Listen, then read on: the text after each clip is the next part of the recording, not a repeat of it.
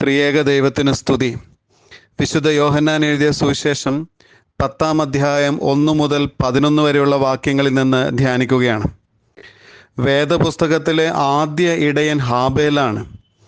ആ ആദ്യ ഇടയൻ ദൈവത്തിനെന്ന വണ്ണം തൻ്റെ ആടുകളെ വളർത്തി. എന്നിട്ട് ദൈവം പ്രസാദിക്കുന്ന യാഗമായി ഒരാടിനെ അർപ്പിക്കുന്നു. ഒരു നല്ല ഇടയനെ അടയാളപ്പെടുത്തിയിരിക്കുന്ന വേദഭാഗമാണിത്. ആടുകൾക്ക് വേണ്ടി തൻ്റെ ജീവനെ പകുത്തു കൊടുക്കുവാനും തൻ്റെ ആടുകളെ രക്ഷിക്കുവാനുമുള്ള സന്നദ്ധത ശുശ്രൂഷയുടെ പ്രാരംഭം മുതൽക്ക് തന്നെ പ്രകടമാണെങ്കിലും യേശു തൻ്റെ ജീവിത അർത്ഥത്തെ പ്രഖ്യാപിക്കുന്ന അതിസുന്ദര വേദഭാഗമാണിത്. മറ്റു വഴികളിലൂടെ തൊഴുത്തിൻ്റെ ഉള്ളിലേക്ക് കയറി വരുന്ന കള്ളന്മാരും കവർച്ചക്കാരുമായ ഇടയന്മാരെ ഓർമ്മിപ്പിച്ചുകൊണ്ടാണ് കർത്താവ് സംസാരം തുടങ്ങുന്നത്. വാക്യം 1. അതിന് കാരണമുണ്ട്. യേശുവിൻ്റെ കാലത്തും ഇടയന്മാർക്ക് ക്ഷാമമൊന്നുമില്ല. പക്ഷേ ആടുകളോട് സ്നേഹമോ കരുതലോ ഇല്ലാത്ത, അവർ അനുഭവിക്കുന്ന രാഷ്ട്രീയ മത പ്രശ്നങ്ങൾക്ക് പരിഹാരം കാണാൻ കഴിയാത്തവരും അതിനൊട്ട് താല്പര്യവുമില്ലാത്ത ഇടയവേഷധാരികൾ മുന്നിൽ വന്ന് നിന്നതുകൊണ്ടാവാം യേശുവിൻ്റെ സംസാരത്തിൽ അങ്ങനെ ഒരു വാചകം ഉരുവിട്ടുകൊണ്ട് ആരംഭിക്കാൻ ഇടയാകുന്നത്. അല്ലെങ്കിലും നല്ല സുഖമുള്ള പ്രലോഭനങ്ങളും നിറമുള്ള കള്ളങ്ങളുമൊക്കെയായി കള്ളന്മാരും കവർച്ചക്കാരും ചുറ്റുമുണ്ടെന്നും ഇത്തരം ഇടയന്മാരെ ഏത് കാലത്തും സൂക്ഷിക്കേണ്ടതുണ്ട് എന്ന് ആർക്കാണ് അറിയാത്തത്? വാതിലിലൂടെ കടക്കുന്നവനോ ആടുകളുടെ ഇടയനാകുന്നു. അവന് വാതിൽ കാവൽക്കാരൻ തുറന്നു കൊടുക്കുന്നു. വാക്യം 2, 3. യേശു ഒരു നല്ല ഇടയനെ അവതരിപ്പിക്കുകയാണ്. ആടുകൾക്ക് വേണ്ട മേൽനോട്ടം വഹിക്കുവാൻ ഇടയന്മാരായി ചിലരെ തിരഞ്ഞെടുക്കുന്നു. അവരെ വാതിൽ കാവൽക്കാരന് അറിയാം എന്നുള്ളതാണ് കാര്യം. അവർ വരുമ്പോൾ തന്നെ വാതിൽ തുറക്കപ്പെടുന്നു. കാരണം ഇടയനില്ലാത്ത ആട്ടിൻകൂട്ടമായി തീരരുത് എന്നുള്ളത് കൊണ്ടാണ്. ഇടയനില്ലെങ്കിൽ ആടുകൾ കുഴഞ്ഞവരും ചിന്നിയവരുമായി തീരും. ഒരാടും ചിന്നിയോ കുഴഞ്ഞോ കാണപ്പെടരുത് എന്നതാണ് ആ വലിയ ഇടയൻ്റെ ആഗ്രഹം.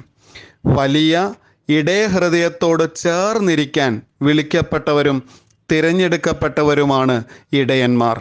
ചുരുക്കത്തിൽ ഇനി ഇടയന്മാരിലാണ് ആ വലിയ ഇടയന് പ്രതീക്ഷ എന്നുള്ളതാണ് ആദ്യ വസ്തുത. തനിക്കുള്ളവയൊക്കെയും പുറത്തു കൊണ്ടുപോയ ശേഷം അവൻ അവയ്ക്ക് മുമ്പായി നടക്കുന്നു. ആടുകൾ അവൻ്റെ ശബ്ദമറിഞ്ഞ് അവനെ അനുഗമിക്കുന്നു. വാക്യം 4. മരുഭൂമിക്കപ്പുറം ആടുകളുമായി ദൈവത്തിൻ്റെ പർവ്വതമായ ഹോറേബ് വരെയും യാത്ര ചെയ്ത് അവയെ തീറ്റിപ്പോറ്റുന്നതിന് മുമ്പിൽ നടക്കുന്ന മോശയെ പോലെയാകണം ഇടയന്മാർ.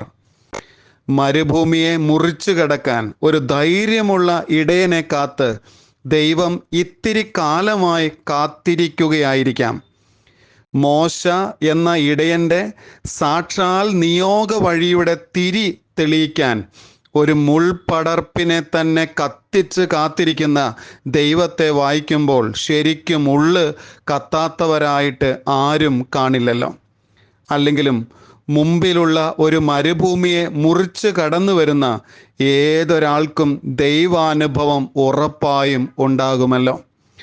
ആ മോശയാണ് ഒരു ജനക്കൂട്ടത്തിൻ്റെ മുമ്പിൽ നിന്ന്, അതായത് മിസ്രയീമിൻ്റെ അടിമത്തത്തിൽ നിന്ന് ജനത്തെ വിടുവിച്ച് വാഗ്ദത്ത ദേശത്തേക്ക് പ്രയാണം ചെയ്യുമ്പോൾ മുമ്പിൽ നിന്ന് നയിക്കാൻ തിരഞ്ഞെടുക്കുന്നത് എന്നുള്ളതാണ്.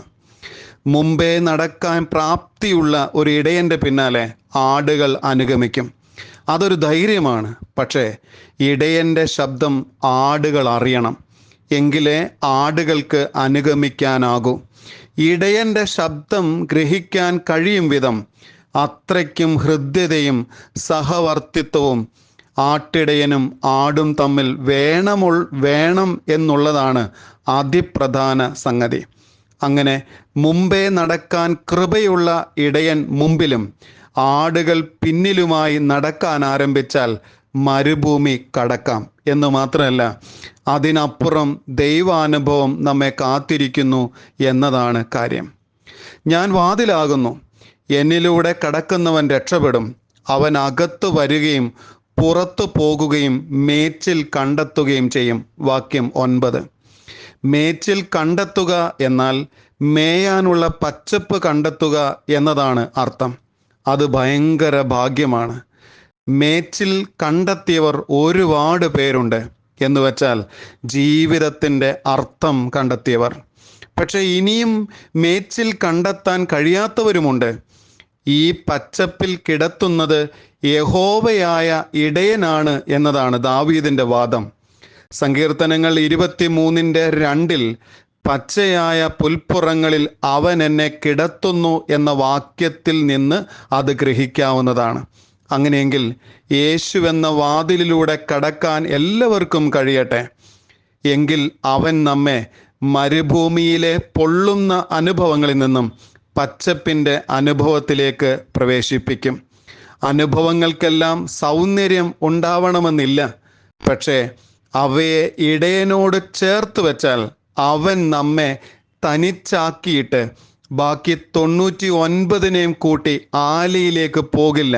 പിന്നെയോ നമ്മെ ചേർത്തണച്ച് ആവശ്യമെങ്കിൽ തോളിലേറ്റി തൊഴുത്തിലെത്തിക്കുക തന്നെ ചെയ്യും.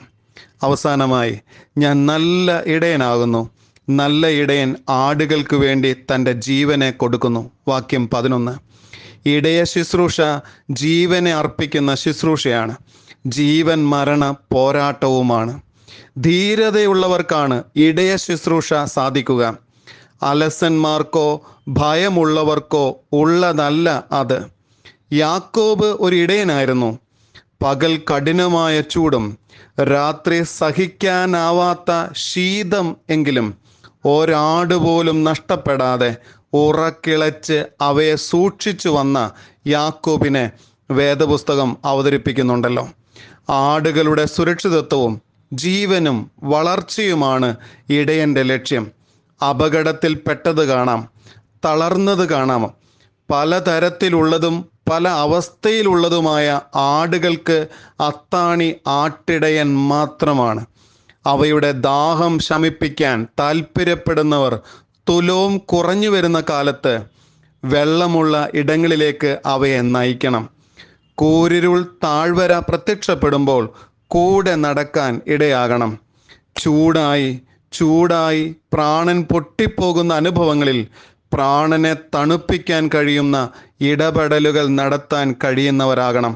മാത്രമല്ല, മുമ്പിൽ വരുന്ന ഏത് പാനപാത്രത്തെയും അവ നിറഞ്ഞ് കവിയാൻ സഹായിക്കുന്ന ഏലിയാവിൻ്റെ ആത്മാവും നല്ല അഭിഷേകവും അനിവാര്യമാണ്.